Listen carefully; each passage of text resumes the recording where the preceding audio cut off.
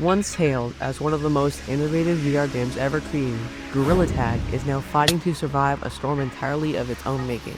A beloved playground has turned into a battleground plagued by controversy, corrupted by toxicity, and ultimately undermined by its own developers. This is the slow self-destruction of Gorilla Tag. Launched in early 2021, Gorilla Tag was a breath of fresh air in the VR scene. No buttons, no weapons, just pure locomotion. With a unique movement style and a surprisingly wholesome community, the game quickly became a viral sensation. Streamers flooded in, YouTube Shorts exploded, and kids everywhere begged their parents for VR headsets. For a time, Gorilla Tag was untouchable. But as the game grew, so did its problems. In 2024, the introduction of KID, short for Kids Identification, was meant to protect younger players, but in reality, it did the opposite.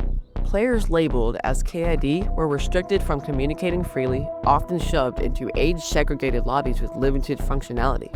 While it sounds good on paper, in execution, it became a system that punished legitimate players, alienated creators, and fractured the already fragile community.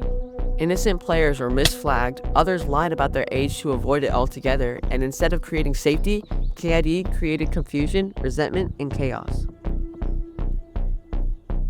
As Gorilla Tag ballooned in popularity, the lobbies became louder and meaner.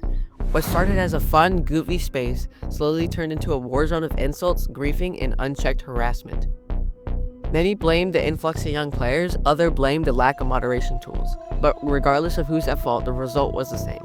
Veteran players left, content creators complained, and parents became increasingly hesitant to let their kids log on. The irony? The players the game tried to protect were now the ones most at risk. But the final nail in the coffin may be the game's own updates. Many of these unpopular updates have made the community feel like they're no longer being heard.